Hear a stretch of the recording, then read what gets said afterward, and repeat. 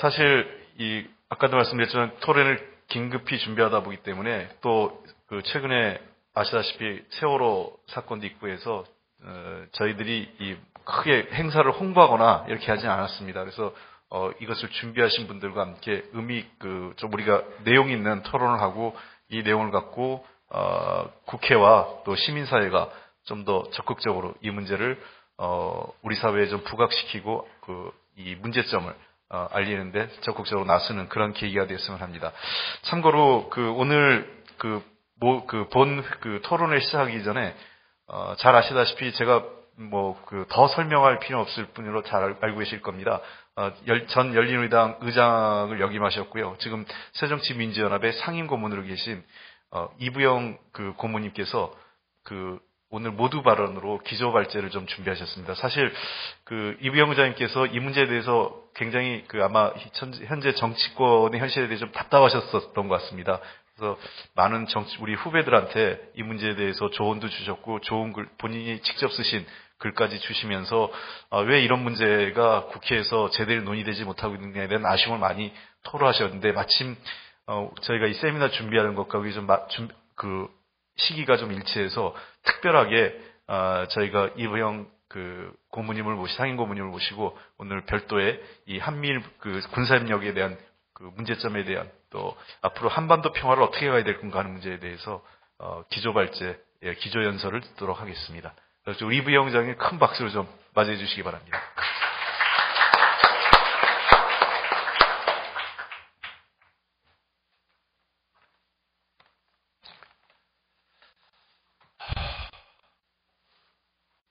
오늘 제가 이 자리에 이렇게 서서 전문 연구자가 아닌데 전문 연구자들 앞에서 기조발제라는 얘기를 하게 되니까 좀 분수에 넘치는 느낌을 갖고 있습니다. 사실 저는 국회 활동을 하는 동안에 세 차례 활동을 하면서 짧은 기간 동안 환경노동위원회와 통신 그런 IT 분야 잠깐 동안 한 걸 제외해놓고는 거의 10년 이상을 통일 외교 통상 쪽에서 일을 했습니다. 그때부터 관심을 갖고 이렇게 제 나름대로는 그냥 주섬주섬 들여다보고 해온 편인데 최근 들어서 존 케리 미 국무장관이나 척 헤이글 국방장관이 동아시아 순방을 하는 동선이 거의 모두 한미일 군사동맹 추진 쪽에 맞춰져 있다는 것을 보고 이 문제를 여야를 넘어서 국회 쪽이나 정치권이나 혹은 언론 쪽에서 이 문제를 깊이 있게 추적을 하고 다루지 않으면 안 되겠다는 생각을 해왔습니다. 저는 개인적으로 이런 생각을 해요.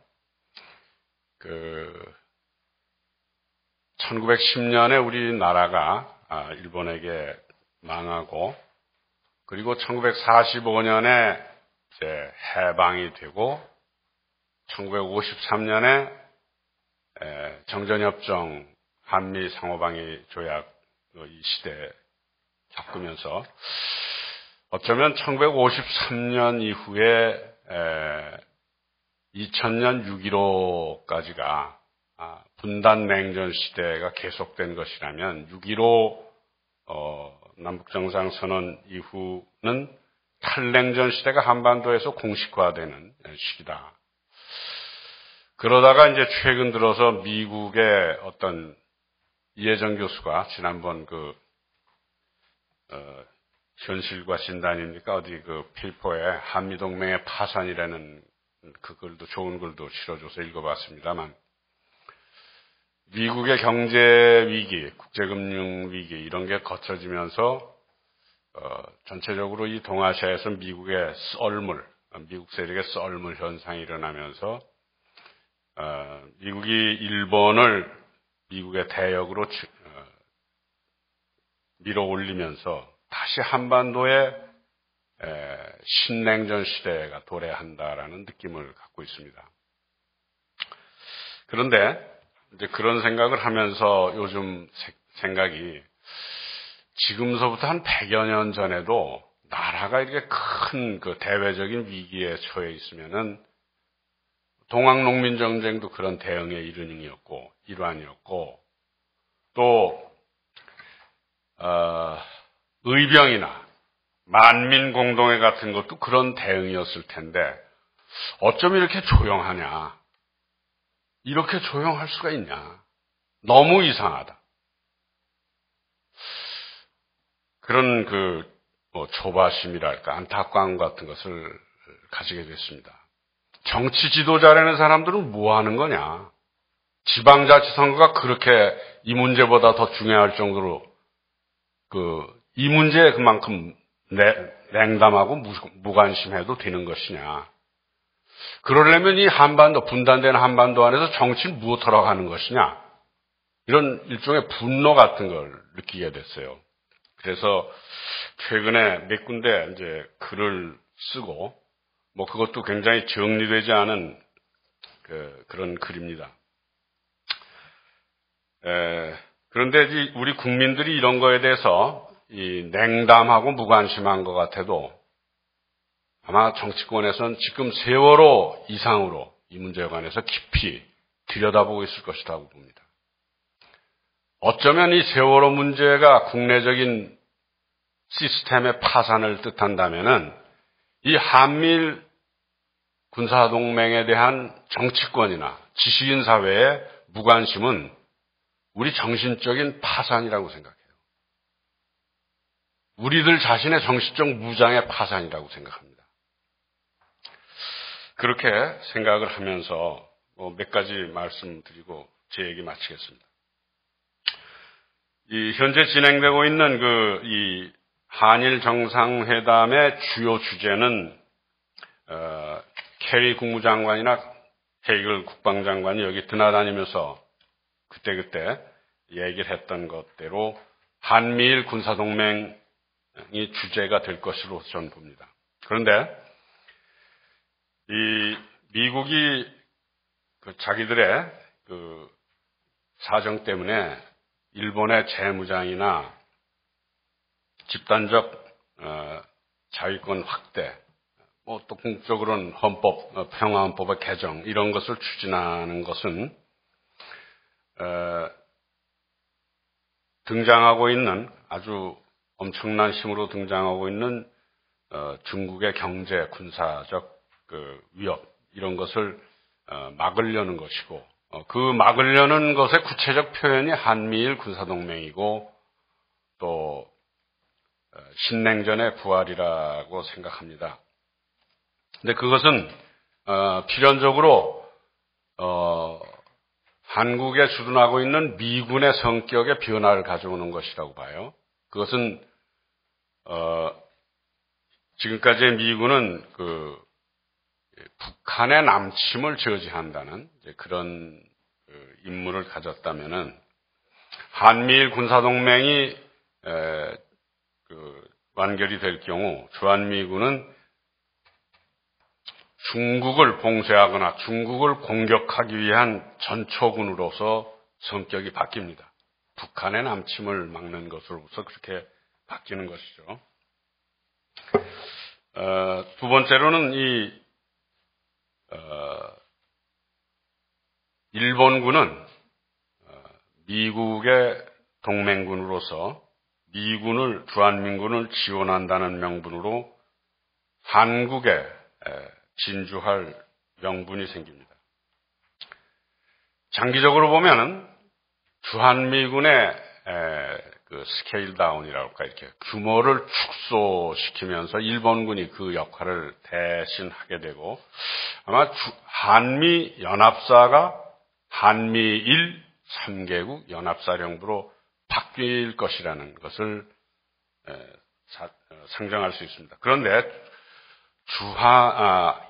일본군이 한국에 주둔하는 것은 한국 정부의 용인을 받아야 된다. 그것을 꼭 조건으로 걸 것이다. 이렇게 얘기하고 있습니다만은 전시나 준전시에는 한국 정부의 그런 발언권이라는 것은 아마 거의 없는 거나 다름이 없게 될 것이다.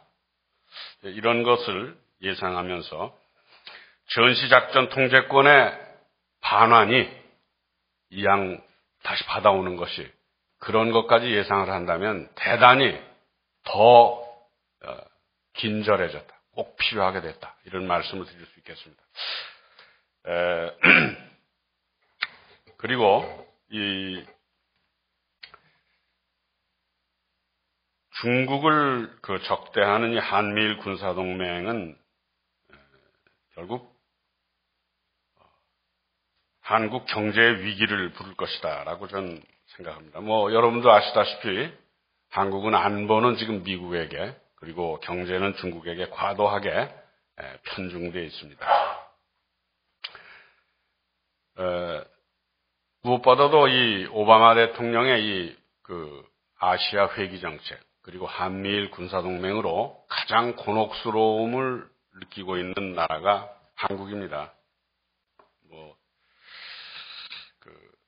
이런 거 아니에요? 우리는 지금 현재 중국에서 벌어들이는 돈을 가지고 아주 엄청나게 지금 늘어나 있는 대일 무역 적자를 다 메우고 그리고 남는 그 흑자를 가지고 중동에서 원유와 가스를 사다가 경제를 운영하는 그런 큰 구조였습니다. 근데 중국 입장에서는 미국과 일본과 교역하는 것을 다 합친 것보다 한 배 반이나 더 많은 중국과의 교역, 이런 걸 혜택을 누리고 있는 한국에게 그동안 중국이 보여왔던 정경분리 정책을 앞으로 더 실시할 이유가 없어요. 왜 한국더러 당신들 중국에서 돈 벌어다가 총은 미국에서 사서 우리를 다시 겨누느냐? 그런데 우리가 혜택을 줘야 될 이유가 뭐냐? 아마 이렇게 중국 사람들은 계산할 수 있을 거예요. 그렇다면 현재 중국에게 수십억 달러씩의 시설 자금을 투입을 해서 우리 대기업들이 거대한 생산 기지들을 중국에 마련하고 있는데 그런 대기업 수십억 달러씩 들인 생산 기지뿐만 아니라 그 밖에 한류라고 그래서 중국과 문화 교류를 하거나 관광 사업을 하거나 모든 이 대중국 이 교역을 하는 기업들이 지금 어떤 위기감을 느끼고 있는가? 그런데 제가 이상하게 생각하는 거는 학계 쪽이건 언론계 쪽이건 지금 경제계가 속으로 느끼고 있는 그 위기감에 대해서 한 번도 리포트나 보도가 나온 게 없어요. 분명히 제가 이 언론계 쪽을 일부 그런데 접촉을 해보면은 위기감이 굉장히 클 거예요. 왜 이런 것이 뻔히 알면서도 보도도 안 나오고 연구 리포트도 안 나오느냐? 중국도 무섭고 미국도 무서워서 그래요. 그건 양들의 침묵이라고 저는 생각합니다. 약한 자의 침묵이라고 생각합니다. 약한 자의 침묵에 카르텔이 지금 형성되어 있다고 저는 생각해요. 저는 국회에서도 이런 문제에 왜 그렇게 굉장히 빠른 국회의원들이 많은데 이 문제에 대해서 왜 그렇게 침묵들을 지키고 있는가? 이상할 정도로 침묵을 지키고 있어요. 나라가 망할 것 같아요. 이렇게 가면. 결국 오바마 대통령이 오건 척 헤이글 캐리 장관이 오든 박 대통령을 쥐고 흔들고 있는데 박 대통령이 밖에서 떠들어주고 이러이런 이상은 양보를 해서 안 된다. 가이드라인을 밖에서 제시해주고 여야가 함께 언론계도 학자들도 함께 그러질 않고는 박 대통령이 무슨 힘을 가지고 버티겠어요. 단순히 일본이 과거사 왜곡을 하고 또 영토 분쟁을 일으키고 이 이유만 가지고 박근혜 대통령이 오바마 대통령이나 이런 사람들이 가하는 압력을 버텨낼 수 있겠느냐. 미국 입장에서는 과거사 가지고 한일 간에 다투는 게 뭐가 미국 입장에서 큰일이겠어요. 미국은 별로 그 큰일로 생각하지 않아요. 대수롭지 않게 보고 있어요. 박 대통령은 그 이유를 가지고 버티고 있는데, 전 요번에 오바마 대통령 왔다 가면서, 한국의 그 버티는 힘은 바닥이 나버릴 거라고 봅니다. 너무 조용했어요, 그동안. 저는 이제 미국에 대해서도 우리가,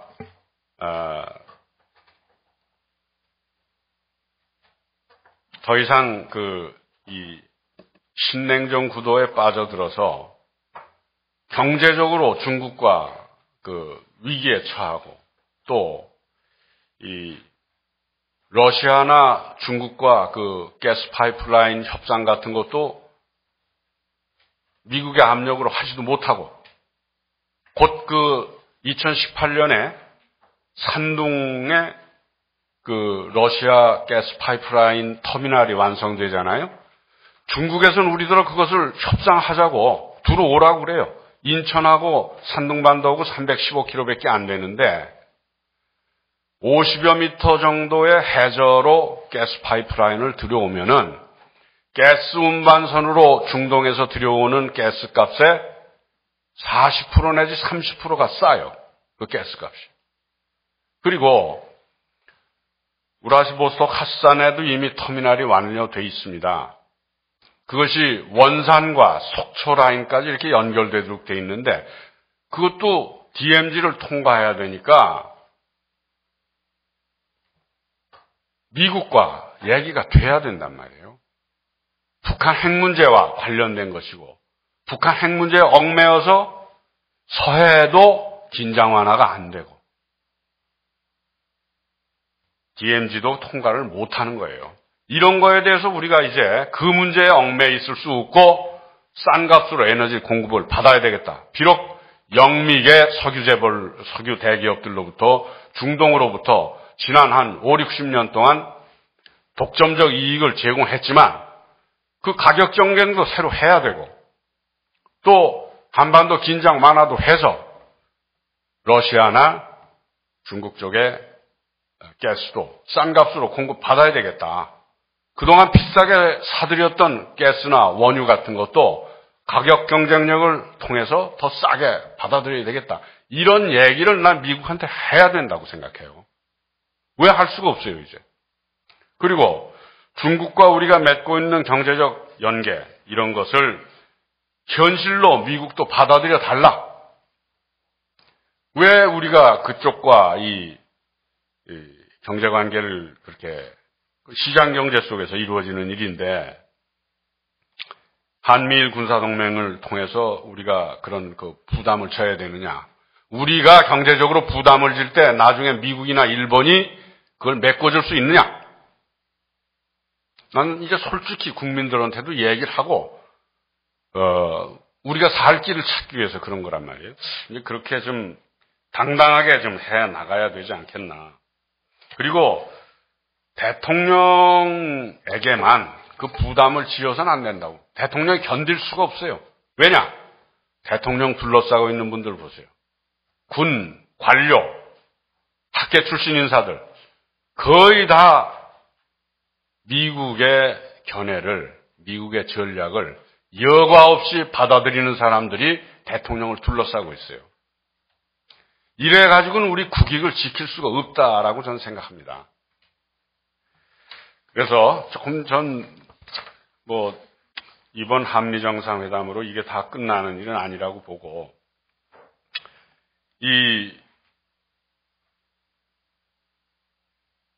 여야와 시민사회, 전 여야를 강조합니다. 초당적으로 한국의 국익을 지키는 것은 물론이고 동아시아의 평화와 안정을 지키기 위해서 이제 의제를 정리해야 된다고 생각해요. 아젠다를 정리하고 협상 나가는 사람들이나 대통령까지 포함해서 가이드라인이 만들어져야 된다고 봅니다.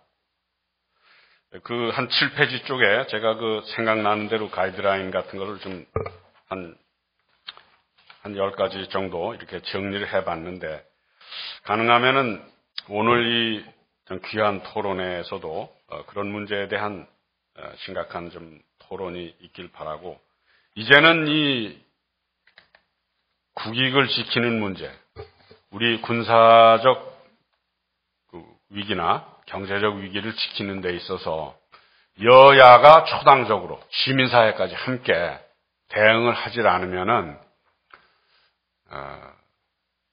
뭐 세월호 사건 같은 거는 국내 문제이기 때문에 슬픔도 어느 정도 가실 수 있고 지나갈 수 있겠지만, 이건 한번 정해지고 나면은 오랜 세월 또 우리가 고통을 당해야 될 일이에요.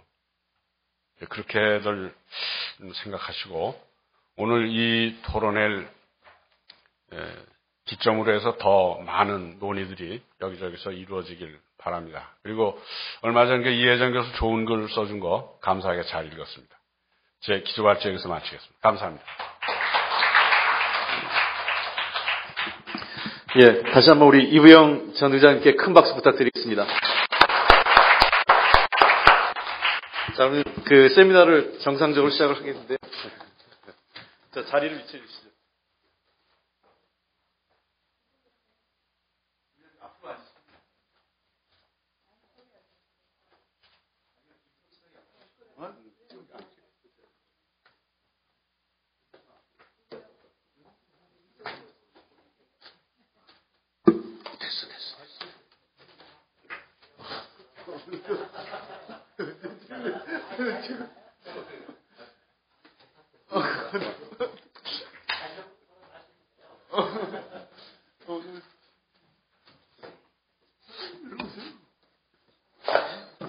예, 감사합니다. 다시 한번, 이부영 전 의장님께서, 상당히 이 한반도를 둘러싼, 여러 가지 현실적인 문제점들, 그 다음에 앞으로 나가야 될 방향까지, 많은 부분을 짚어주셨던 것 같습니다. 어쩌면 오늘 우리 토론회에서 다 전체적으로 다루어져야 될 내용이 아닐까 생각되는데요. 시간 관계상 바로 토론회 시작하겠는데, 먼저 오신 분들 제가 좀 중요한 분들 몇 분만 소개해 드리도록 하겠습니다. 먼저 우리 새정치민주연합의 오선 의원이시죠? 우리, 우리 의원님, 갑자기, 예, 이민경 의원님이십니다. 요즘 국회 부의장 때문에 굉장히 바쁘신데 다시 한번 큰 박수 한번 부탁드리겠습니다. 예, 그리고 우리 새정치민주연합의 지금 현재 상임위 교육문화체육위원회죠. 이게 굉장히 이름이 길어서 보통 교문위원회라고 하는데요. 일본의 역사 왜곡 문제와 관련돼서 또 우리 국내에서도 교과서 문제와 관련돼서 가장 치열하게 앞장서서 문제 해결을 위해서 일하셨던 신학영 위원장님이십니다. 그리고 앞서 잠시 회의 시작 전에 급하게 또 다른 상임위 일정 때문에 가셨는데요. 새누리당의 길정우 의원께서도 왔다 가셨습니다. 우리 연세대학교 우리 노정선 선생님 오셨습니다. 예. 그럼 바로 회의를 시작하도록 하겠습니다. 오늘 회의에 발제를 맡아주신 분은 우리 김창수 코리아연구원 연구실장께서 발제를 맡아주시겠습니다. 잘 아시겠지만 우리 김창수 실장께서는 오랫동안 남북관계 통일 문제에 대해서 연구도 했고 시민사회 쪽에서 일도 오래 하셨고요. 또 지난 참여정부 당시에 청와대에서 NSC에서 직접 실무적인 일까지 했기 때문에 어떤 의미에서는 학계, 관계, 그 다음에 시민사회까지 모두 여기만 가장 실무와 이론의 해박한 경험과 지식을 갖고 있는 몇 안 되는 우리 사회의 한 분이라고 저는 생각을 합니다. 그래서 오늘 좋은 발제 해주실 거로 생각되고요. 또 오늘 토론해 주실 분을 제가 이렇게 소개해드리면은 먼저 우리 중국 문제를 비롯한 이 국제관계 쪽에 연구를 많이 해주신 우리 이남주 성공회대 교수님이 계십니다. 네. 그리고 중앙대학교 정치학과에 계신 이혜정 선생님. 이혜정 선생님 역시 마찬가지로 상당히 많은 국제관계나 그 정치 문제 하십니다. 큰 박수 부탁드리고요. 그다음에 이 평화 문제를 비롯해서 평화 문제뿐만 아니라 진짜 참여연대가 하는 대부분의 일들은 아마 이분 손을 다 거치고 있다고 봐야 될 것 같습니다. 최근에 특히 평화 군축 문제 훨씬 더 많이 집중하고 계신데요. 우리 이태호 사무처장님이십니다. 그럼 오늘 이제 메인 주제로 다시 빨리 제가 시간 관계상 빨리빨리 하도록 하겠습니다. 그래서 주제 발표는 한 20분 정도 주제 발표 해주시고요. 토론자분들께서 10분 해주시면 감사하겠습니다. 참고로 이남주 선생님께서 다른 일정 때문에 좀 이동하셔야 되기 때문에 제일 먼저 토론 시간을 부여해드리도록 하겠습니다. 그럼 먼저 우리 김창수 실장님께서 발제 부탁드립니다. 예, 이렇게 좋은 자리에 저를 발제자로 초대해 주신 주최측에 감사 말씀드리면서요. 이부영 의장님께서 이 복잡한 동북아시아의 상황의 본질에 대해서 분명하게 말씀하시고 아울러 이제 발제문에 여러 가지 대안까지 다 말씀해 주셨습니다. 그리고 이 동북아시아 상황이 복잡해진 거는 미국과 중국의 일정한 협력과 대립 갈등에서 비롯되는 측면이 강하다고 생각하는데요.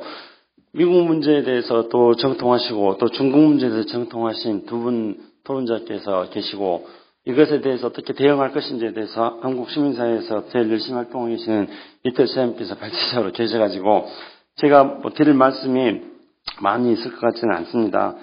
그래서 제가 관심 가지고 있는 부분들 중심으로 해서 짤막짤막하게 발제문들을 요약해 나가도록 하겠습니다.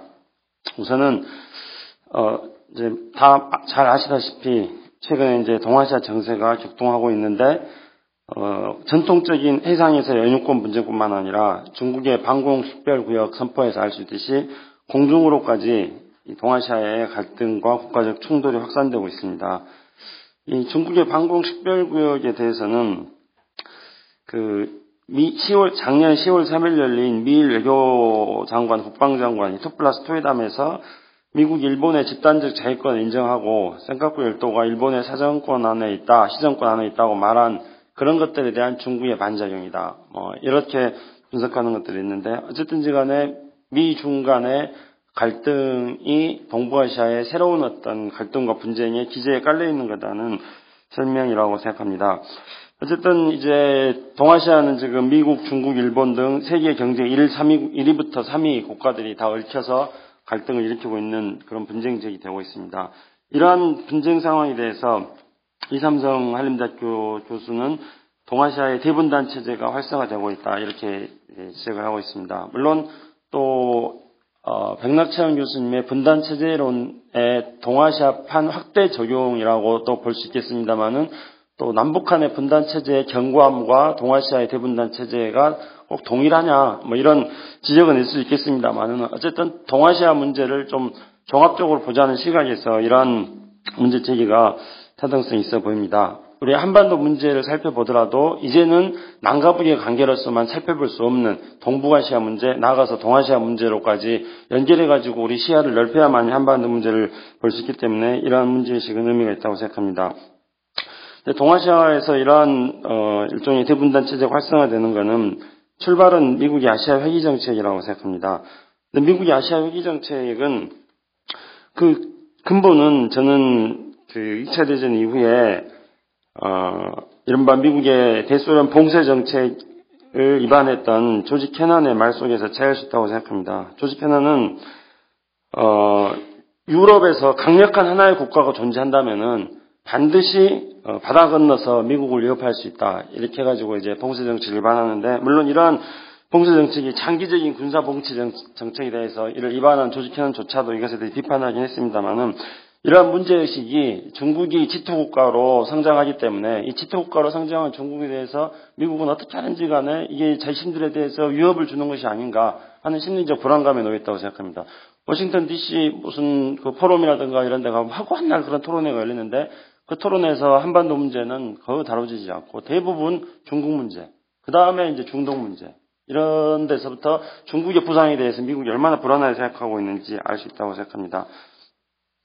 그런데 중국은 이제 친형 대국을 이야기하면서 미국하고 협력과 공존 관계를 희망하고 있는데 실제로 중국은 신형태국을 이야기하면서 중국이 과거에 동황양에 그러니까 칼은 칼집에 이렇게 넣자 이런 것에서부터 유소작이 할 말을 한다 뭐 이렇게 변신한 걸로 보여졌던 중국의 정책이 물론 이건 해석의 여지가 많이 있습니다만은 신형대국 관계를 이야기하면서 조금 더 완만한 형태로 변하지 않았느냐 이렇게 또 해석이 되어지기도 합니다. 하지만 미국은 중국의 신형대국 관계에 대해서도 여전히 의심을 하고 있습니다. 신형대국이라는 게 지초로 성장해서 미국을 위협하기 위한 시간을 벌기 위한 꼼수가 아니냐. 이런 식으로 이제 신형대국론에 대해서 의문을 가지고 있기 때문에 미국은 중국의 성장에 대해서 심리적 불안감 같은 게 굉장히 많이 있다고 생각합니다. 참고로 이제 이 대목에서 미 상원 외교위원회 공화당 간사가, 그러니까 미국 외교위원회는 다수당 위원장을 하고 소수당이 이제 간사를 하니까 지금은 공화당이 소수당이니까 공화당 상원 외교위원회에서 공화당 의원이 간사를 하고 있는데 뭐 역전되면 이제 위원장을 하겠죠. 근데 오바마 대통령이 아시아 순방에 대해서 이 세 가지를 지적했더라고요. 그러니까 이제 동북아시아 상황에 대해서 분석하는 거는 첫째로 중국이 성장하고 있다. 두 번째로 한일 간의 사이가 좋지 않다. 세 번째로 북한이 계속 도발하고 있다. 네 번째로 TPP 반드시 체결해야 된다. 이 네 가지가 이제 아시아 상황이라고 규정을 하고 이 아시아 상황에서 아시아 순방을 통해서 오바마가 해야 될 일은 첫째로 동맹 국가들에게 확실한 안보에 대한 확신을 심어줘야 된다. 두 번째로 중국과의 관계에서 경제 협력을 할 수 있는 신뢰를 마련해야 된다. 세 번째로 TPP 협상을 진전시켜야 된다. 이 세 가지 요구를 했더라고요. 근데 이 세 가지가 오바마 정부의 아시아 정책이 얼마나 모순적인 건가 하는 것들을 그대로 보여주고 있는 거라고 생각합니다. 그러니까 군사적으로는 한일에 대해서 어떤 확고한 군사적 지지를 표명하겠다는 건데 이거는 미국의 아시아 핵 정책의 본질이 결국은 중국을 군사적으로 견제하겠다는 것을 말하는 것인가 동시에 다른 한편으로는 중국하고 경제협력을 어떻게 할 것인가에 대해서 답을 찾아라 이렇게 이야기하니까 이게 모순된 것인데요. 그러니까 이제 제프리 베이더 1기 오바마 행정부 때 NSC의 아시아 담당 선임 보좌관이었고 지금 이제 다시 브리킹스로 가 있는 제프리 베이더 같은 경우에는 아시아 회기 정책의 본질을 명확하게 해라. 아시아 회기 정책이 첫째 중국을 봉사하겠다는 거냐, 두 번째로 중국에 대해서 인게이지 하겠다는 거냐, 세 번째로 중국과 경제 협력하겠다는 거냐, 세 개 중에 어느 것이냐 분명히 해라. 이거 너무나 모호하다 이렇게 이야기를 하고 있습니다. 근데 어쨌든 이제 이렇게 아시아 회기 정책에 대해서 논쟁이 많이 생기는 거는 미국이 중국의 부상에 대해서 심리적으로 두려워하면서도 그럼에도 불구하고 중국과의 경제적 협력은 또 해야 된다는 이런 현실에서부터 비롯되는 것이라 생각합니다. 한반도 문제와 관련해가지고는 오바마 정부가 왜 한반도 문제에 대해서 이렇게 풀지 못하고 있는가. 부시 정부 네오콘들이 득세하고 네오콘이 물러나는 2006년 말부터 오히려 부시 정부도 한반도 문제를 푸는데 못 푸는가. 저는 오바마 정부는 오바마 대통령은 두 개의 트라우마를 안고 있다고 생각합니다. 하나는 2009년 4월 달에 오바마 대통령이 체코 프라하에서 핵 없는 세계에 대한 연설을 하려고 했는데 그날 새벽에 북한이 인공위성을 발사했습니다. 근데 그때 이제 저는 미국에 있으면서 미국 행정부의 대처의 변화 방안에 대해서 면밀히 보았습니다. 근데 오바마 정부가 취임하자마자 2009년 1월 20일경부터 취임식을 1월 19일 날 했는데요. 북한이 미사일을 발사하려고 한다는 게 미국 정보기관에서 탐지가 됩니다. 그래서 북한이 미사일 발사한다 이렇게 하는데 점차적으로 이거는 미사일이 아니라 우주 발사체다. 이렇게 이제 힐러리 클린턴이 그렇게 2월 말경에 이렇게 말합니다. 그리고 3월 달에는 이건 인공위성이다. 이렇게 미국 정부가 입장을 슬슬 바꾸기 시작합니다. 그래서 북한이 인공위성을 발사한다 하더라도 오바마 행정부 초기에는 북한하고 대화를 하겠다 했기 때문에 그 대화의 기조를 유지해 나가기 위해서 미사일이 아니라 인공위성이라고 미국 행정부의 입장을 발표했는데 북한이 발사를 한 게 4월 5일 새벽이었습니다. 오바마 대통령이 그날 새벽에 잠에서 깨가지고 화가 나가지고 연설문에다가 이거는 미사일이라고 써버리면서 그때부터 일단은 미국의 대북 정책이 꼬이기 시작한 거였다고 생각합니다. 지금 1년 이상은 풀리기가 힘들다고 생각했는데 지금까지 이어져 오고 있습니다.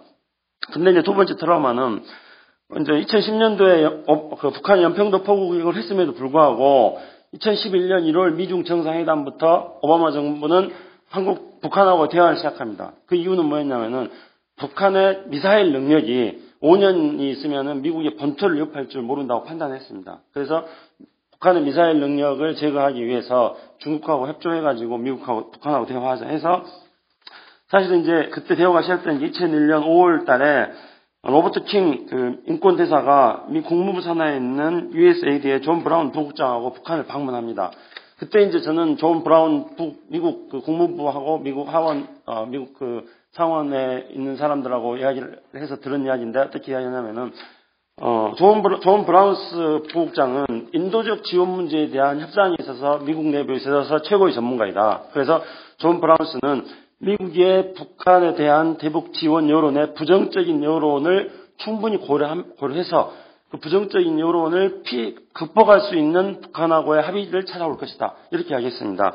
그래서 그 이후에 이제 세 차례 북미 간의 회담이 있었고 그 회담 결과 이른바 이제 2011년 12월 21일 날 그 회담을 하려고 해서 발표를 하려고 합니다. 근데 그때 김정일 위원장이 이제 사망을 하고 그래서 이 회담이 2012년으로 넘어와서 그래서 이제 229 합의라는 게 발표됩니다. 229 합의에서 이제 뭐 북한이 미사일을 안 쏘고 뭐 미국은 북한에 지원하고 이렇게 합의가 됐는데 229 합의하자마자 바로 그리고 229 합의 직후에 3월 12일 날 뉴욕에서 키신저 그리고 존 케리 이렇게 참가하고 북한의 이용호 육자회담 대표 참가하고 한국에서는 이제 백낙청 뭐 임동원 이런 분들 참가하고 해가지고 이른바 뉴욕 합의라는 걸 합니다. 근데 뉴욕 합의하고 나자 바로 북한이 인공위성을 쏘겠다고 발표를 합니다. 그래서 이거를 가지고 이제 미국 내부에서는 229 합의 이후에 뉴욕에서 북한하고 협상을 하면서 북한을 방문해서 북한하고 대화를 하겠다고 했던 존 케리 상원 외교위원장 등 뒤에 칼을 꼽기 위한 북한의 음모다. 이렇게 이제 해석을 했습니다. 사실은 그렇지 않지만은.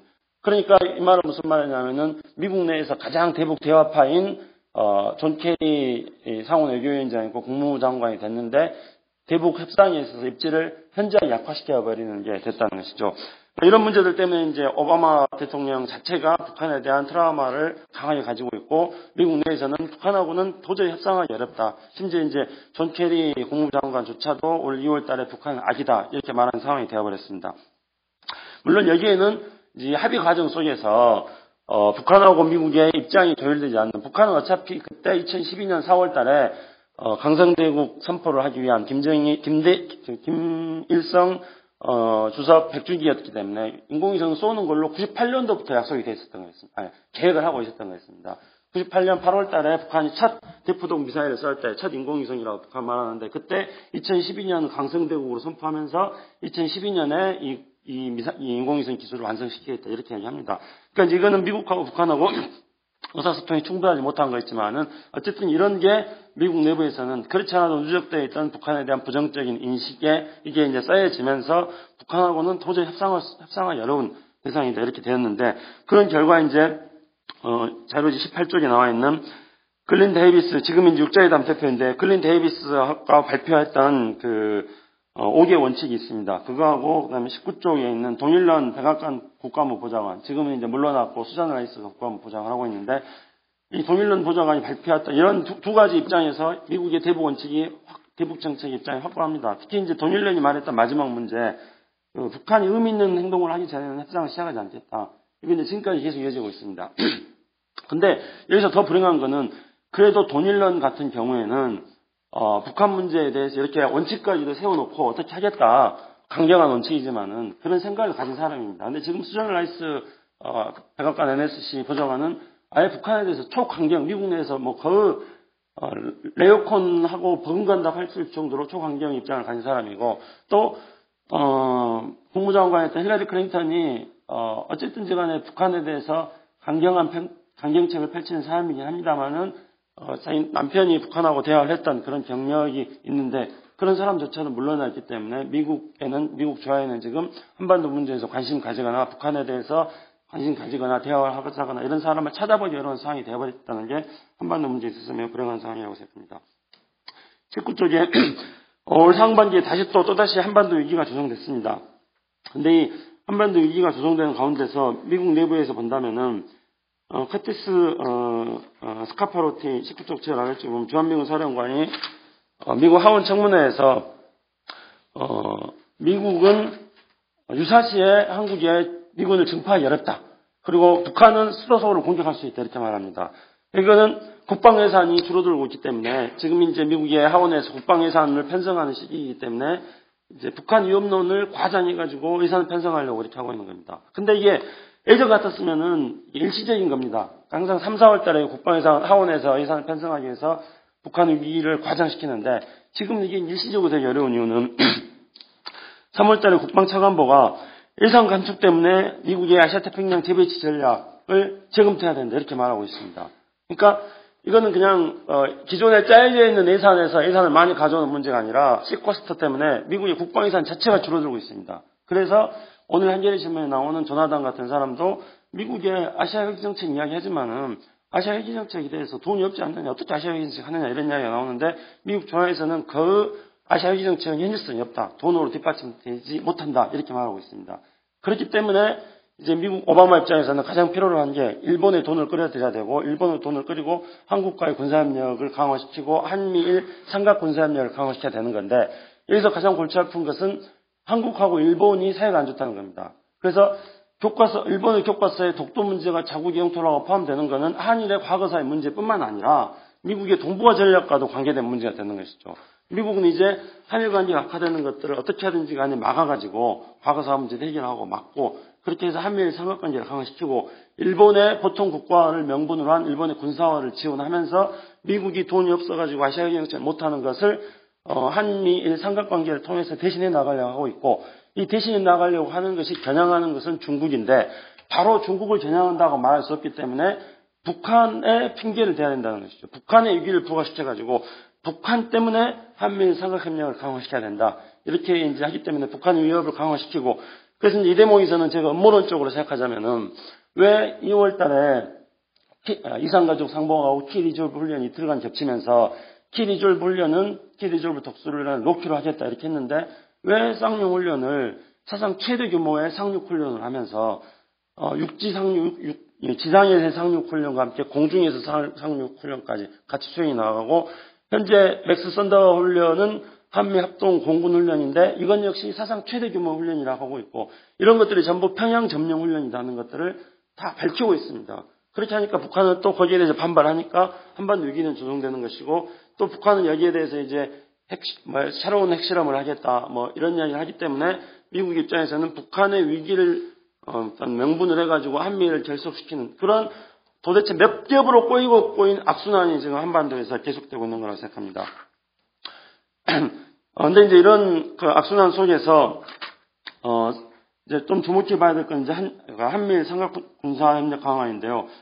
4월 17일 날 그 워싱턴에서 한미 통합 국방협의체가 열려가지고 거기에서 전시작전 통제권 환수를 재연기하겠다 이런 걸 협의를 했습니다. 그리고 4월 17, 18일에 워싱턴에서 열린 차관국급 3자 회의에서는 북핵 불용과 한미일 삼국이 협력하겠다 이걸 말했는데요.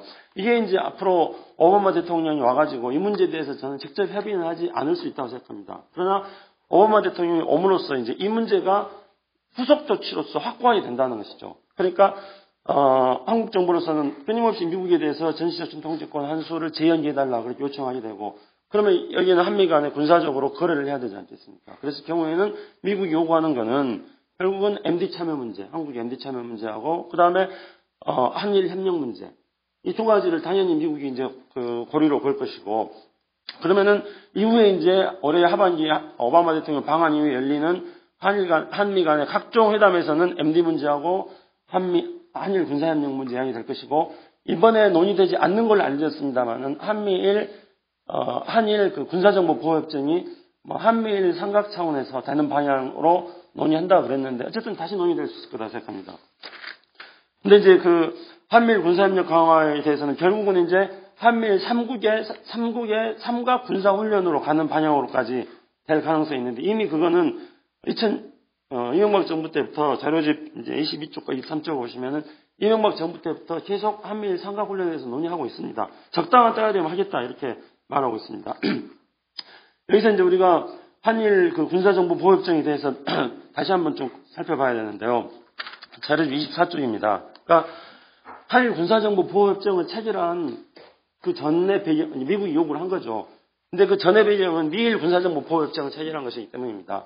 근데 미일 군사정보 보호협정을 체결한 거는 2005년도에 이제 이거 미국 언론에 보도된 것이었는데요. 2005년도에 일본의 해상 자위대 관계자들에 의해 가지고 미국이 해상 자위대에서 MD 체제 구축 과정 속에서 해상 레이더에 관한 정보들이 유출이 됩니다. 그걸 미국이 파악을 합니다. 그래가지고 이거는 군사정보 보호협정은 말 그대로고 목적도 그렇습니다. 군사정보를 교환하는 게 목적이 아닙니다. 교환된 군사정보에 대한 비밀을 확실하게 유지하자는 것입니다. 군사정보 보호협정. 이미 군사정보는 한일 간에도 2010년도부터 군사정보 교환은 열심히 하자. 그렇게 해서 2급, 3급 군사기밀들은 서로 협의를 하고 있습니다. 협의된 군사정보에 대해서 비밀을 확실히 지켜야 되는데, 보안을 확실히 지켜야 된다는 것입니다. 이게 한일 군사정보 보호협정의 핵심인데요. 그거는 바로 앞에 말씀드렸듯이 MD 체제 구축을 한 정보가 일본에서 유출된 것들을 미국이 파악을 했기 때문에 미일 군사정보 보호협정을 체결한 것이죠. 그리고 한국도 MD 체계에 참여시키려고 한다면 당연히 MD에 대한 정보가 흐르는 것을 막아야 되고, MD뿐만 아니라 이제 기타 다른 문제까지 군사정보를 더 원활하게 교환하기 위해서는 군사정보를 확실하게 보호장치가 있어야 되기 때문인데요. 여기서 이제 문제가 되는 거는 이게 이제 앞으로 추진될 가능성이 당연히 있는 거겠죠. 한미일 협력을 하고 MD를 하고 전시작전 통제권 전환 재연기 협상을 하면서 당연히 이 문제가 뒤따른 문제로 미국 측 요구 사항이기 때문에 이런 게 논의될 거라고 생각합니다. 더군다나 이제 일본이 무기 삼원칙을 현재 지금 완화하고 있지 않습니까? 그럼 일본의 무기 삼원칙에서 일본의 무기 기술에서 중요한 거는 MD에 관련된 무기 기술을 일본이 가지고 있는 거고, 그 다음에 이제 스텔스 기술 같은 경우들을 미국이 가지고 있는 건데, 그러면은 MD 체제 구축 과정 속에서 한일 간의 어떤 일본으로부터 MD 체제 구축에 대한 군사 기술들이 한국에 이전될 수 있는 것이고, 그렇다면 당연히 군사정보 보호협정을 체결을 뒤따르지 않을 수가 없는 상황이라고 생각합니다. 그렇게 나간다고 생각합니다. 그랬을 경우에 이제 일본의 군사와 한국과 관계에 대해서는 2025쪽을 보시면은 일본은 원자력 기본법을 개정했습니다. 원자력이 국가안전보장에 이바지한다고 하고 있고 이미 45톤의 플루토늄을 가지고 있습니다. 3만 개 핵탄두를 만들 수 있는 양입니다. 그리고 우주항공법을 개정해가지고 평화적 목적으로 우주항공을 이용한다 이렇게 되어 있습니다. 그리고 대륙간 탄도 기술을 가지고 있습니다. 인공위성을 다시 회귀하는 인공위성 기술을 가지고 있기 때문입니다. 그리고 이제 앞으로 집단적 제해권을 하려고 하고 있습니다. 그렇다면은 일본은 핵무기, 원자력 관계법, 대륙간 탄도미사일, 우주항공법, 핵무기를 대륙간 탄도미사일에 실어서 중국이나 북한이라는 그런 적을 향해서 공격할 수 있는 집단적 제해권을 가지고 있다. 이렇게 말할 수 있는 것입니다. 이런 상황이 되고 있는데 일본은 2010년도에 한 나오토 총리가 유사시에 한반도에 일본인들을 구출하기 위해서 한반도에 자위도를 파병하겠다고 말했습니다. 물론 이제 논란이 되고 있었습니다만. 그런데 일본이 유사시에 자위도를 파병하겠다는 것은 어제 오늘 일이 아니지 않습니까? 이미 60년대부터 대표적으로 잘 알려진 게 자료 25쪽이 제일 맞으면 미스야 계획에서 이미 한반도 유사시에 7단계로 해가지고 자위도 파병 계획 세우고 있었고, 그리고 26쪽 보시면은 83년 국동사태 연구, 99년 주변사태법, 2003년 유사법제, 전부 유사시에 한반도에 자위대를 파병하는 걸 이미 오랫동안 하고 있습니다. 그런데 이번에 이제 한미일 순방 과정 속에서 일본이 한국에 대해서 자위대 파병은 한국의 동의를 받겠다 이렇게 하는 것은 저는 이러한 오랫동안 연구해왔던 과정을 실행하기 위한 하나의 수순 밟기에 불과한 것이다 그렇게 생각합니다. 최영관 이상 마지막으로 이것을 위한 대안은 결국은 간단하다고 생각합니다. 중국을 적극적으로 활용을 하고 육자회담을 제기하고, 그래서 이부영 의장님께서 말씀하셨던 9가지인가요? 그 제안 저는 100% 동의합니다. 그 제안대로 우리가 대책을 세워야 된다고 생각하는데요. 제가 한 가지만 조금 좀 제안하는 것은 28쪽 마지막에 우리가 그러니까 미국의 시민사회에 대한 일종의 시민외교를 할 필요가 있다. 전혀 없기 때문에요. 그런 미국 시민사회는 워낙 한반도 문제에 관심도 뿐만 아니라 북한을 악의 축이라고 생각하기 때문에 그런 게 좀 필요하지 않나 생각하고요. 그 다음에 동북아시아에서 역사 문제에 대해서는 우리가 그러니까 미중 대결 속에서는 균형 해결을 펼치면서도 일본의 역사 문제에 대해서는 조금 더 원칙적이고 조금 더 분명하고 조금 더 강경한 그런 태도를 취할 필요가 있다. 개인적으로 이런 것들이 한반도 문제와 동아시아의 복잡한 상황 속에서 우리가 취할 수 있는 길이라고 생각합니다. 이상으로 마치겠습니다. 예, 감사합니다. 상당히 이 포괄적인 내용이기 때문에, 여러 가지 문제를 다뤘음에도 불구하고 또 다뤄지지 못한 내용도 있습니다. 예를 들면 이제 중국 관련된 부분이라든지, 또는 일본 내에서 어떤 움직임이라든지, 뭐 이런 것들에 대해서, 이 지면의 제한으로 인해서 김창수 실장께서 충분히 담아내지 못한 내용도 있고, 전체로 중심을 한반도 문제에 포커스를 맞추다 보니까, 남북관계 중심으로 미국의 대한 정책, 그다음에 다른 대중국 정책의 변화, 이런 걸 중심으로 하면서, 최근에 한미일 간의 군사협력이 강화되는 문제를 지적을 하셨고요. 그러한 것들이 대안으로서 한반도 평화, 남북관계 개선과 육자회담 재개, 그다음에 동북아 평화를 위한 공동의 대응들, 특히 평화협정과 일본의 평화헌법 수호를 동시에 추진하는 문제, 그리고 마지막으로 역사 문제는 좀 더 원칙적인 대응을 지적을 해주신 것 같습니다. 자, 그러면 이제 순서는 이렇게 하도록 하겠습니다. 여기 이남주 선생님 먼저 해주시고, 이혜정 선생님, 그리고 마지막으로 이태호 선생님 해주시면 되고요. 예. 뒤에 더 많은 얘기를 하실 두 분이 있어서 저는 간단하게 토론을 하겠습니다. 제가 사실 다른 특별한 일정이 있는 게 아니라 학교 수업 때문에 좀 먼저 가게 되는 점 양해해 주시기 바랍니다. 먼저 이렇게 첫 번째 문제는 두 분 이제 이부영 상임고문님과 김창수 선생님께서 좀 큰 흐름과 또 그 흐름 내에서 어떤 미시적인 어떤 상호작용, 이렇게 두 측면이 달 얘기가 된 것 같아서 오늘 아마 들으신 분들이 많은 공부를 할 수 있는 자리인 것 같고요. 또 시기적 이게 굉장히 지금 이슈가 되지 않고 있지만 여러 가지 문제로 굉장히 우리나라나 동북아시아 미래에 상당히 장기적으로 계속 작동할 문제이기 때문에 앞으로 이런 문제들을 토론을 좀 더 활성화시키는 데 좋은 어떤 계기가 됐다고 생각을 합니다. 제가 이제 먼저 첫 번째 문제로 좀 제기하고 싶은 거는 이부영 상임고문께서 신냉전 체제라는 점 강조했고, 김창수 선생님께서 지금 대분단 체제라는 표현을 썼는데, 이게 이제 정세 인식을 어떻게 하느냐가 굉장히 중요하거든요. 그러니까 이게 상당히 매력적인 표현이긴 한데, 조금 구도에 대해서 조금은 좀 구체적이고, 이해할 필요가 있지 않은가. 왜 그러냐면, 이런 측면들이 분명히 있다고 생각합니다. 이 갈등적 측면이 지금 강화되고 있는, 특히 이제 미국과 중국 사이에 헤게모니 경쟁이 있기 때문에. 근데 이걸 어떤 고정된 어떤 대립구도가 지금 고착화되면서, 신냉전이냐, 대분단 체제냐, 이렇게 만들어졌느냐에 대한 판단에 문제가 있는 것 같아요. 왜 그러냐면 제가 이 말씀을 강조하는 거는 사실은 이 신냉전 체제라든지 대분단 체제, 이게 거의 고정화됐다고 하면은 여전히 리스키하긴 하지만 우리 선택이 이렇게 어렵지 않습니다.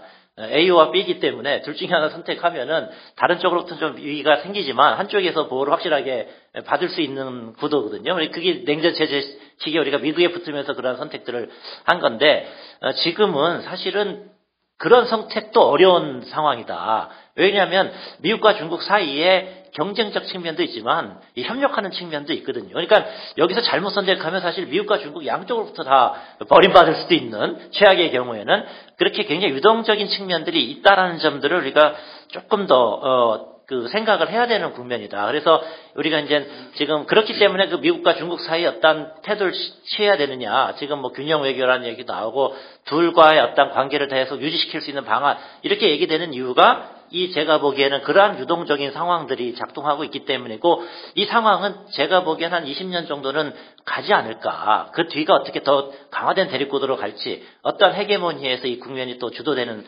상으로 갈지는 우리가 조금 더 다양한 측면에서 연구해 볼 필요가 있지만, 한 15년에서 20년 정도의 상황은 이런 유동적인 상황이라고 생각이 됩니다.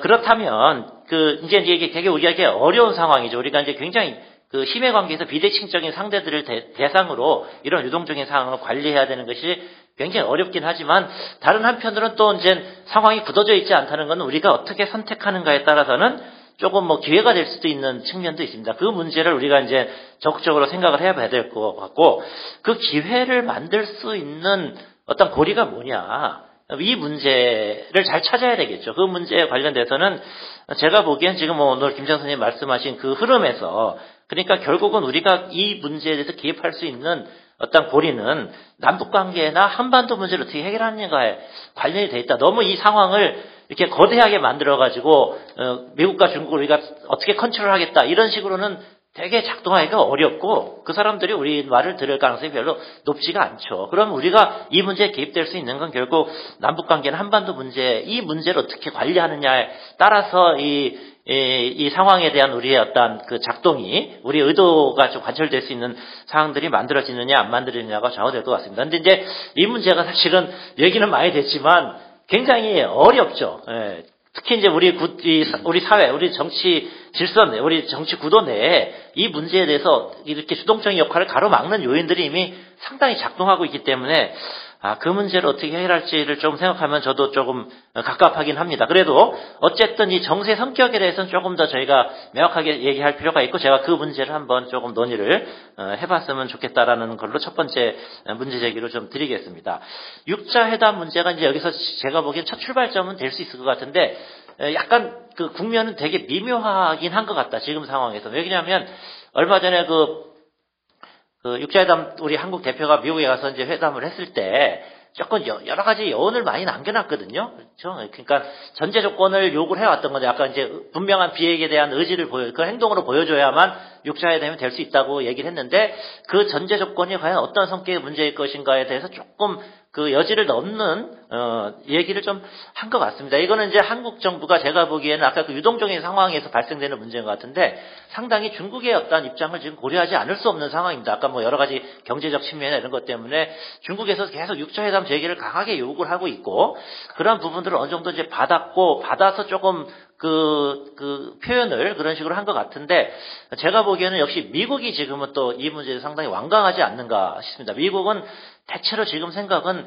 북한이 4차 핵실험만 안 하는 상황이면은 다른 건 하고 싶지 않다라는 태도인 것 같아서 이것을 미국을 끌어들이려면 한국이 조금 더 적극적인 어떤 역할들을 해야 될 텐데 그 문제들을 어떻게 지금 할 수 있을지 뭐 이런 문제들이 조금 고민이 됩니다. 어쨌든 6차 회담 문제도 상당히 지금 아주 재개될 것이다. 이렇게 우리가 낙관적인 전망은 할 수는 없지만 이 문제를 둘러싼 한국과 중국과 미국 사이에 여러 가지 아이디어의 어떤 교환 과정들은 시작이 됐다. 이렇게 볼 수가 있겠습니다.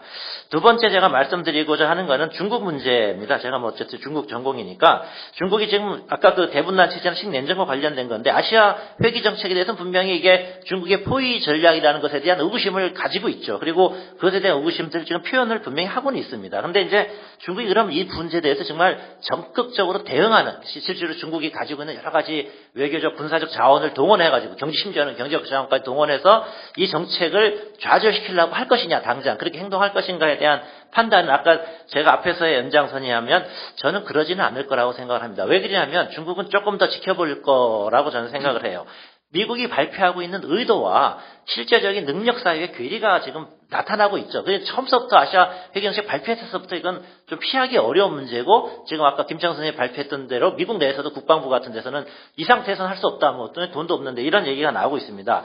이 의도와 실제 사이에서 제가 보기에는 이 의도가 실제적 능력으로 실제적 행동으로 전환되지 않도록 하는 정도에서 제가 보기에는 조금 튜닝이라고 할까 밑에 조정을 하고 있다라고 생각을 합니다. 예를 들면 이제 옛날에 그 미국의 MD 문제가 굉장히 커졌고 이랬을 때 2007년도에 그 중국이 이제 MD 문제에서 어떻게 대응할 것인가 이런 거 보시면은 옛날에 이제 소련은 레이건이 스타워즈 하니까 소련도 거기에 국방비를 엄청나게 투입하고 대응하려고 했는데 중국은 그렇게 하질 않았습니다. MD가 그때 큰 이슈가 막 되고 있었을 때 중국이 한 게 뭐냐면은 그 폐기된 인공위성을 하나 레이저로 해갖고 쏴갖고 떨어뜨렸습니다. 그러니까 이건 뭐냐면 최소 비용으로 MD를 무력화시킬 수 있는 고리는 찾지만 정면으로 그것을 물리력 대응을 하지 않는 거죠. 그러니까 중국은 제가 보기엔 군사적 문제 자원을 투입하는 문제에 대해서는 이 지구적 차원에서 미국과 경쟁에서는 그런 방식의 대응을 한다. 그래서 지금 미세 대응에서 근데 우리가 주목할 점들이 몇 가지가 있다라고 생각이 됩니다. 저는 두 가지라고 생각이 되는데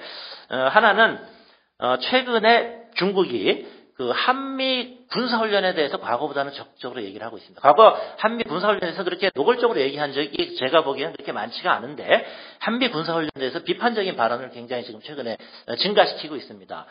이 문제는 그렇게 되니까 미국에서 이제 러셀이 이런 불만들이 이제 노출되고 또 이제 장기적 그 뒤에는 이제 아까 계속 됐지만 일본 문제가 있는 건데 그러니까 이제 러셀이 얼마 전에 중국의 이런 불만들이 이제 제기되고 있으니까 러셀이 뭐라 그랬냐면 이 문제는 중국이 요약하자면 중국이 북한에 대해서 어떻게 하는가에 따라서 북한에 대해서 얼마나 적극적으로 행동하느냐가 미국의 동북아 군사 정책에 영향을 줄 수 있다. 이거는 뭐냐면 이제 이 행동과 중국의 북한에 대한 압박 정도를 이제 연계시키는 뉘앙스의 발언을 했던 거고, 그것에 대해서 이제 미국 주미 대사가, 중국 주미 대사가 중국을 통해서 북한을 그렇게 압박해서 변화시키는 것은 미션 임파서블이다라는 맥락이 그 맥락에서 나오는 거거든요.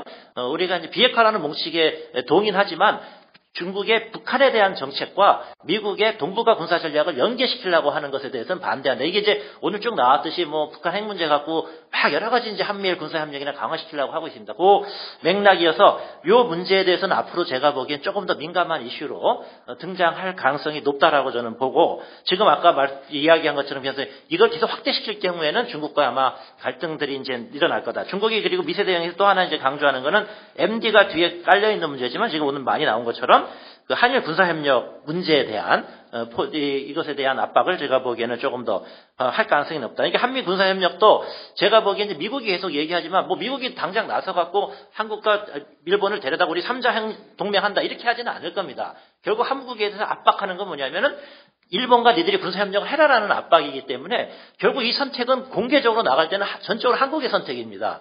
일본과. 그러니까 이게 이 문제 때문에 중국과 미국인 뒤에 있고 한국과 중국이 갈등하는 모양이 만들어지는 거죠. 그러니까 우리로서는 상당히 미국이 그렇다고 해서 한국이랑 중국이랑 갈등하면 얼마나 도와줄 거냐, 그 보장 없는 상태에서 이런 이슈들을 우리가 다뤄야 된다는 게 지금 되게 문제가 될 것이다. 따라서 그 문제를 어떻게 대응할 것인가가 조금 제가 보기엔 고민이 될 것 같습니다.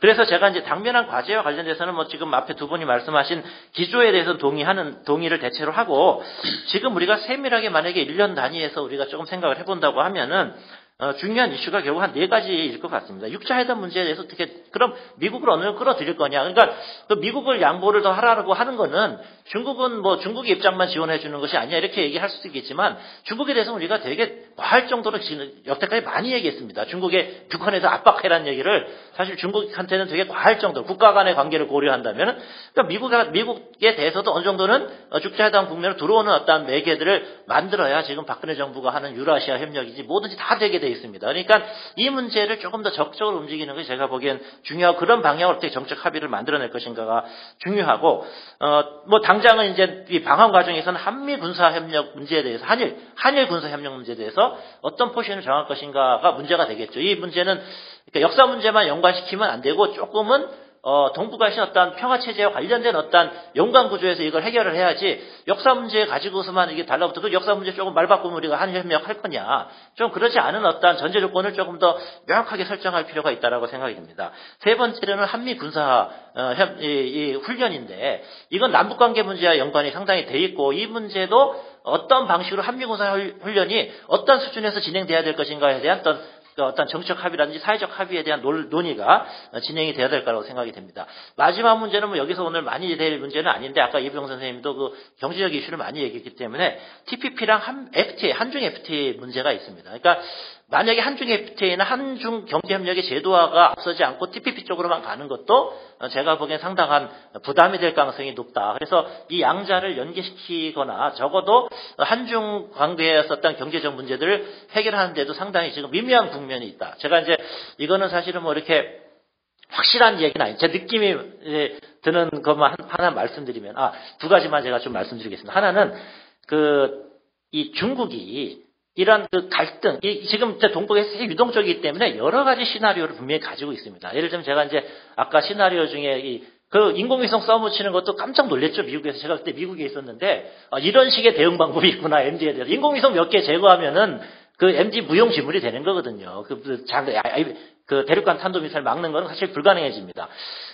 생각고 이제 띠아위다 문제도 처음 이제 이슈가 지금 상승작용을 하는 시기가 어땠냐면 2010년도에 일본이 그 전에는 그 선장이나 이런 사람들이 그 해역에 수역에 들어오게 되면 이렇게 거기서 이제 해결하고 거기서 풀어주고 이제 돌려보냅니다.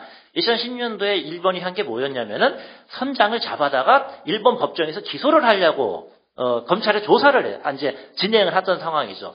그러니까 우리 같으면 상당히 지금 하는 상황 보면 그런 매뉴얼도 없겠죠. 중국이 바로 뭘 했냐면은 히토류 수출을 중단시킨 겁니다. 근데 히토리를 중단시킬 때도 논리가 일본을 경제 제재하기 위해서 그런 거라고 얘기하지 않았습니다. 히토리의 자원을 보호할 필요가 있다라는 걸로 해서 논리는 그렇게 만들어 놓고 실제로는 일본한테 상당히 압박이 되는 정책을 동원한 거죠. 그럼 왜 중국이 그때는 그랬느냐? 그 띠아오기 다오 문제의 중국의 입장은 뭐냐면은 그거는 그 논쟁이 있는 문제다. 지금 행정권을 일본이 행사하고 있지만 영토 주권에 대해서는 논쟁이 있는 문제라는 게 중국의 입장인데 만약에 거기에 들어간 이후로 사법 절차를 들어가게 되면 그 주권이 인정이 되는 문제이기 때문에 그 시나리오에 대해서는 이거는 그냥 인정할 수가 없다 해갖고 강하게 이제 대응을 하는 거고 그런 과정들이 지금까지 오고 있는 상황이라고 생각이 됩니다. 이렇게 이제 치밀한 대응인데 이 경제 문제도 지금까지는 사실은 중국이 한국에 왔다 한국과 중국 경제 협력이라든지 한국의 중국 진출 문제에서 제가 보기에는 굉장히 관대한 태도를 이제 취해왔습니다. 예를 들면 자동차 같은 것도 현대 같은 경우가 북경에다가 자동차 공장을 만드는 건 상당히 큰 일이거든요. 중국계 입장에서 볼 때는. 근데 이제 지금 현대 자동차가 작년서부터 사천에 성도에 이 자동차 완성차 공장을 계획을 해갖고 상당히 그 MOU 단계까지 뭐 갔다고 뭐 이렇게 얘기를 하는데 중국에서 사실은 그거 틀고 있습니다. 근데 거기 못 가게 만들고 있고 뭐 아마 하남 지방 쪽으로 가라고 그러는데 하남 지방 쪽 가는 거는 사실은 북경에서 만든 자동차 충분히 갈 수 있기 때문에 크된 이점이 아닌데 이 문제도 제가 보기엔 약간은 이런 이슈들과 관련이 될 가능성이 많습니다. 뭐 정책 이슈까지는 안 가더라도 이런 경제 협력의 어떤 모델을 우리가 한중간에 어떻게 가져갈 것인가 이 문제와 좀 관련도 돼 있을 수 있기 때문에 조금은 한중 관계에서도 리스크 문제를 어떻게 관리할 것인가에 대해서 조금 더 세밀한 검토가 필요한 국면이라고 생각합니다. 제 말씀 여기까지 마치도록 하겠습니다. 예, 그 짧은 시간에 굉장히 많은 말씀을 빠르게 해주셨습니다. 아마 제가 더 요약하기 좀 쉽지 않은데 어쨌든 좀 면밀하게 육자회담을 둘러싼 정세를 좀 관측해야 되는 측면.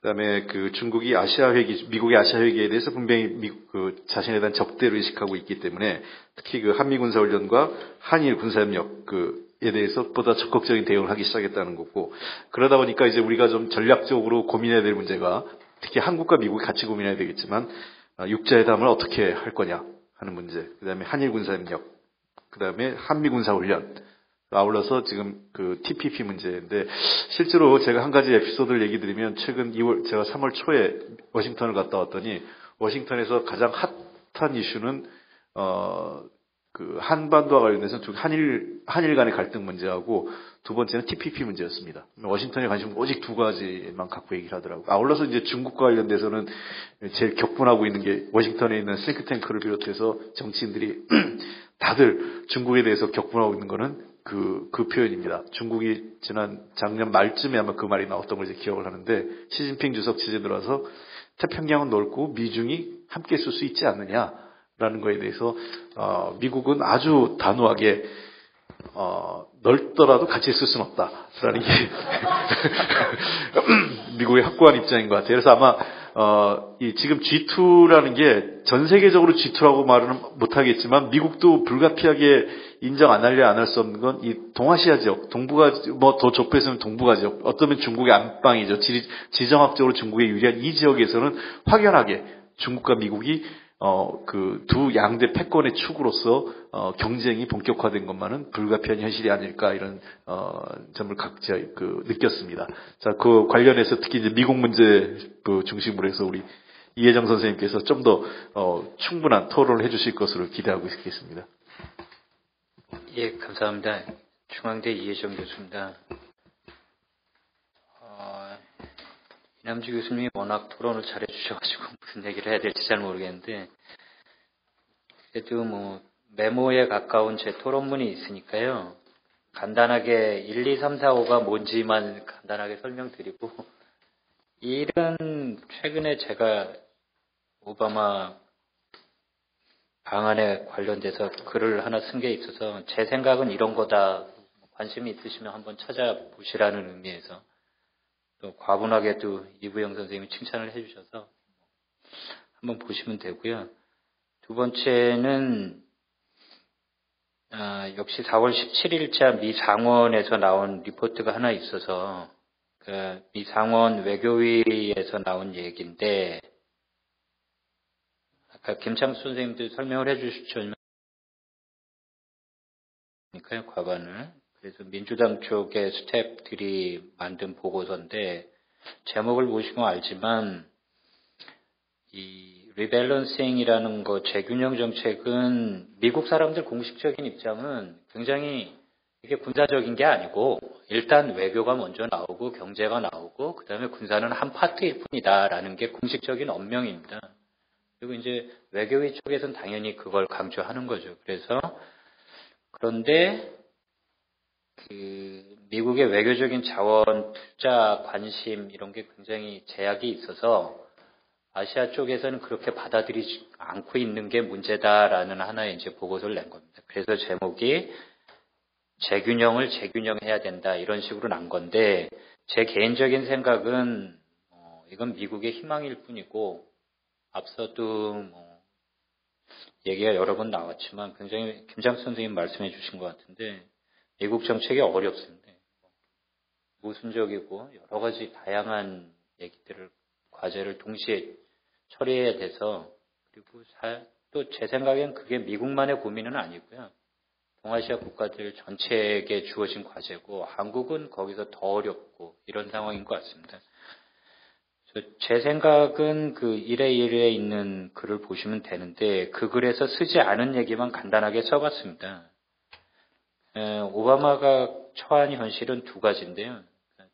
하나는 경제 위기가 있었고 하나는 전쟁에서 발을 빼야 되는 두 가지를 다 해야 되는 거죠. 그래서 미국 안에서 이 역사적인 선례를 찾으면 경제 위기에 관해서는 대공황과 비견돼서 대공황은 정말 Great Depression이고 거기까지는 안 가지만 Great Recession이다 이런 얘기를 하고요.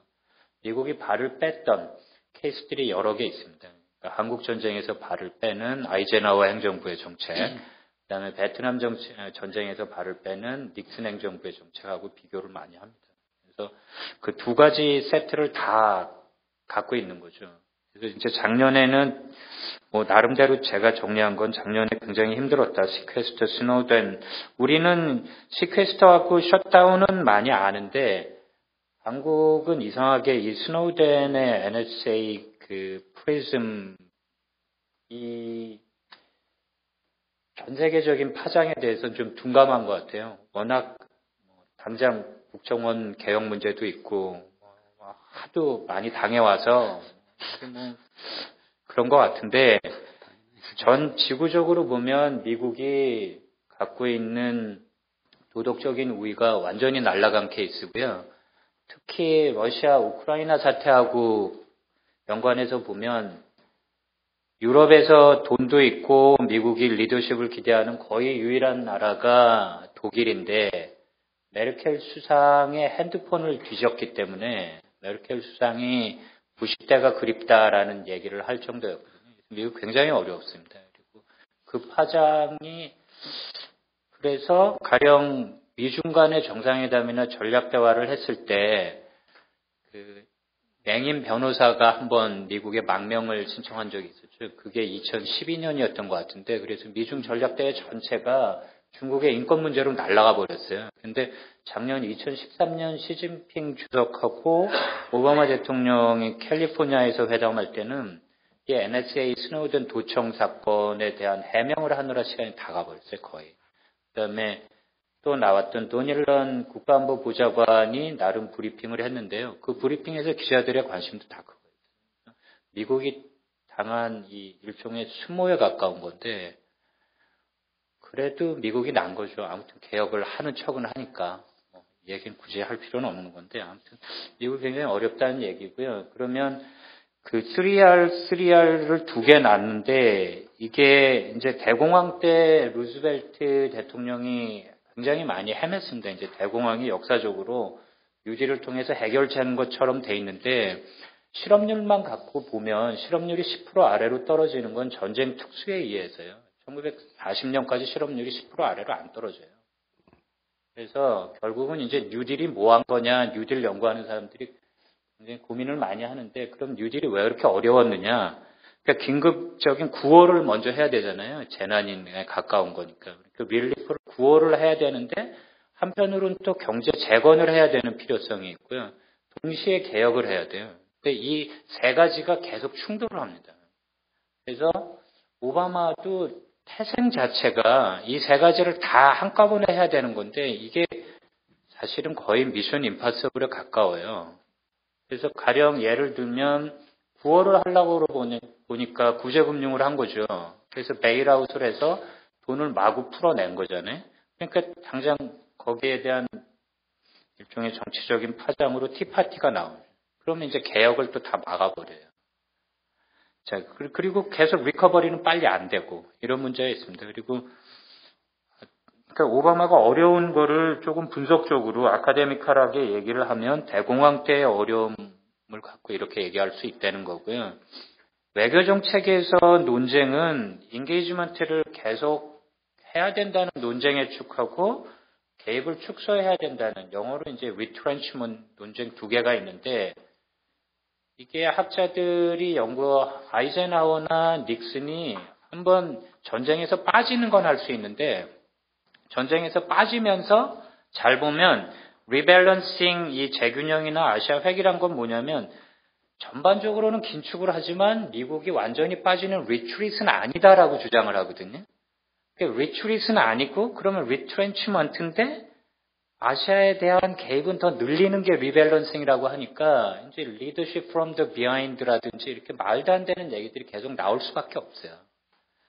그래서 원래 어렵다는 얘기가 첫 번째 한 번 한 얘기고요. 두 번째는 뭐 세월호 이 문제가 어떻게 될지 모르겠는데 그건 아직 진행되는 얘기니까 일단 넘어가기로 하고요. 저한테 시간도 많지 않고 3하고 4는 간단하게 제가 이부영 선생님, 김창수 선생님 기조 발제하고 주제 발제 보면서 든 생각들을 적었던 건데 이부영 뭐 두 분의 진단 대안에 대해서는 사실은 반대는 있을 수 없는 건데 문제는 이제 현실성이 얼마나 있느냐 하는 건 조금 다른 얘기고요. 그러니까 6자회담이 됐든 4자회담이 됐든 남북관계 개선이 됐든 아니면 전시작전권 환수가 됐든 했으면 좋겠는데 개인적으로는 당장 대통령은 박근혜 대통령이고 당장 군에서 다 합의를 해놓은 것들이라 이것을 어떻게 할 거냐, 현실적으로 뭐부터 어떻게 시작할 거냐, 그다음에 북한이 말을 또 안 들어주는 측면이 충분히 있으니까 김창수 선생님 오바마가 뭔가 해보려고 할 때 계속 북한이 어젠가 그제 또 중앙일보 칼럼을 보니까 문정인 선생님 머피의 법칙 말씀을 하셨던데 머피의 법칙과 트라우마가 다 막 겹쳐가는 상황이잖아요. 그래서 현실성, 대안에 대해서는 그냥 간단하게 얘기하면 현실성, 어디서부터 뭘 어떻게 시작해야 되느냐 하는 문제고, 그거보다 조금 큰 문제는 현재 상황을 어떻게 볼 거냐 하는 문제인데, 이부영 선생님 이제 개인사도 있지만, 1948년 대한민국 수립, 53년에 전쟁 끝나고 한미 상호방위 조약 맺고, 2000년 6.15 남북 정상회담 한 이후에 역사적인 분수령이 될 수도 있다. 이런 인식을 보여주셨는데, 그 다음에 김창수 선생님은 이제 이삼성 교수의 대분단 구조하고 캐난 얘기를 가져오셨는데 거기에 대해서는 이남주 교수 얘기하고 비슷한 생각을 갖고 있습니다. 첫 번째는 2000년 6.15로 우리가 돌아갈 수 있느냐. 심정적으로 이념적으로는 그랬으면 좋겠는데 현실적인 분석은 6.15 이후에 너무나 많은 일이 일어났어요. 북한도 핵실험을 몇 번이나 했고요.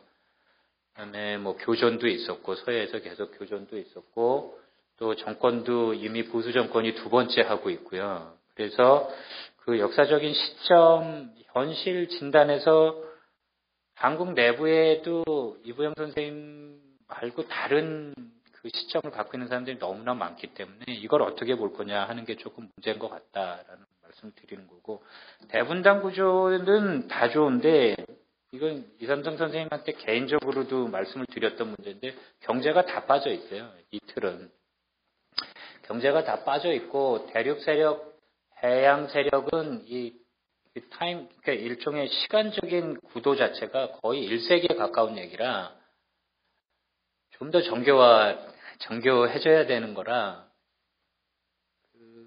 얼마나 솔직히 얘기하면 그렇게 도움은 안 된다고 생각합니다. 이 19세기에서 20세기 오면서 너무나 많이 변했거든요. 근데 경제를 빼고 얘기한다고 하는 게 저는 말이 안 되는 것 같아요. 제 개인적으로는. 그렇게 보면 신냉전도 마찬가지고요.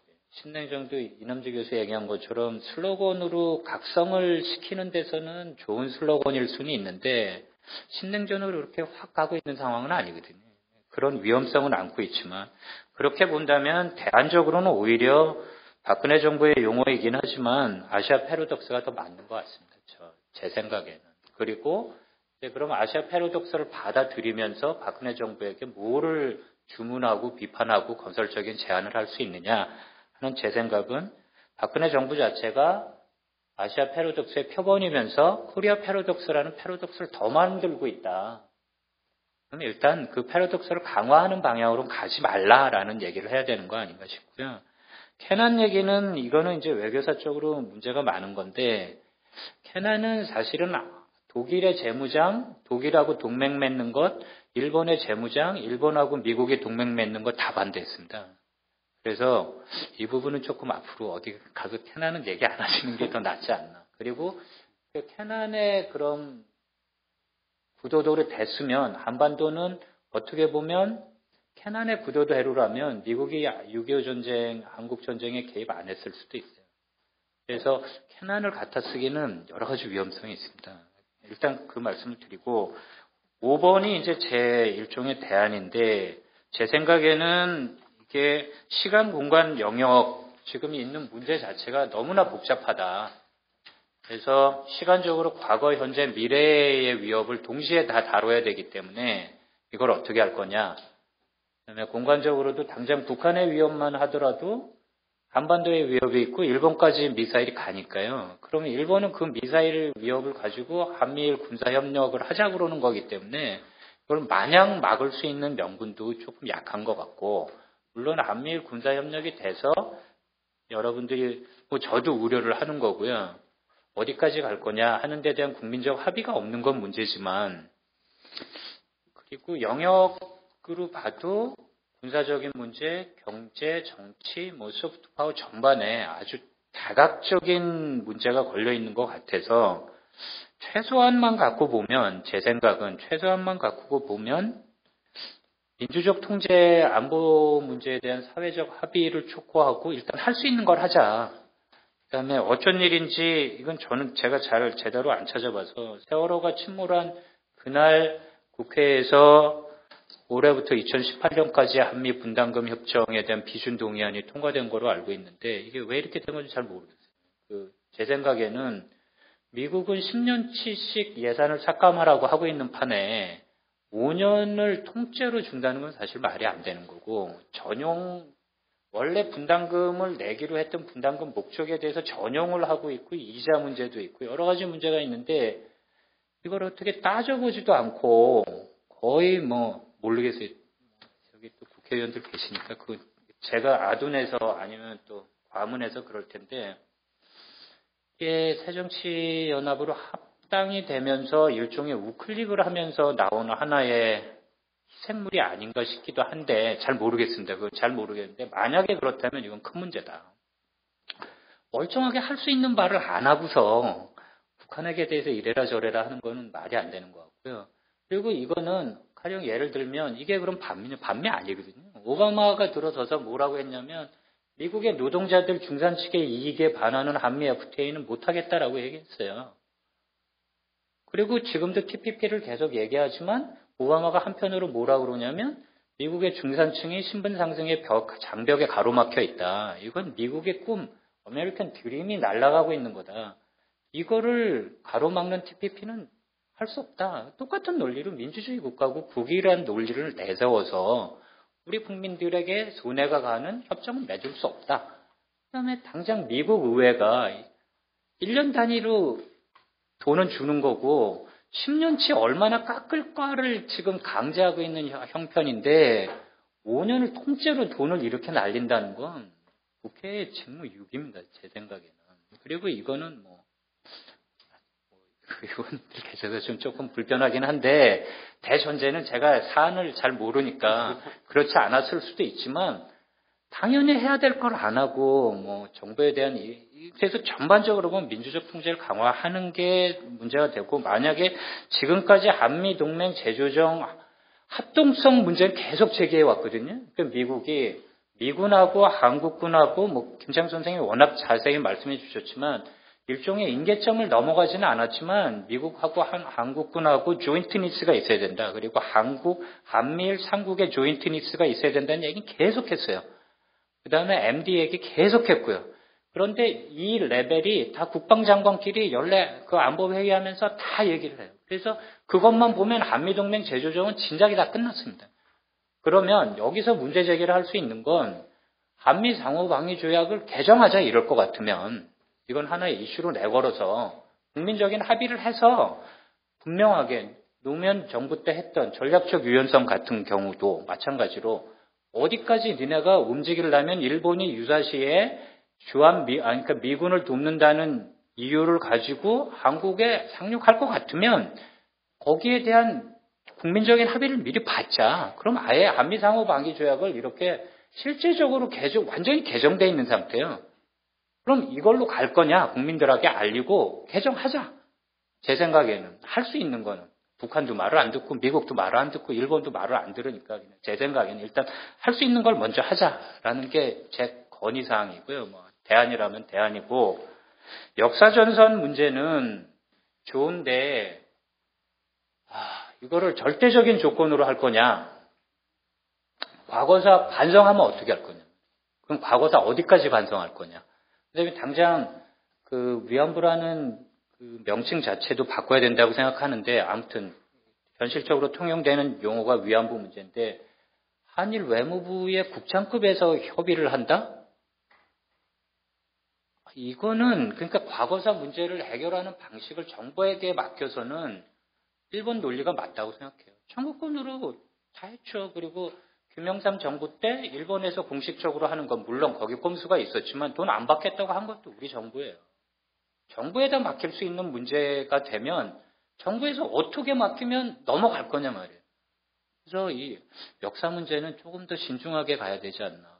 그리고 이걸 어디까지 조건부로 할 건지 좀 위험한 것 같아요. 저는 위험한 것 같아요. 그래서 필요한 건 한미일 군사협력이 아니라 한미일 국민들 간의 시민들 간의 역사에 대한 새로운 화해의 장이 필요하다. 이런 식으로 대안적인 캠페인을 하는 건 모르겠는데 답은 없고요. 아무튼 조금 위험할 수 있다는 생각을 합니다. 여기까지입니다. 예. 지금 말씀하시는 가운데 우리 이석현 의원님이 오셨습니다. 예.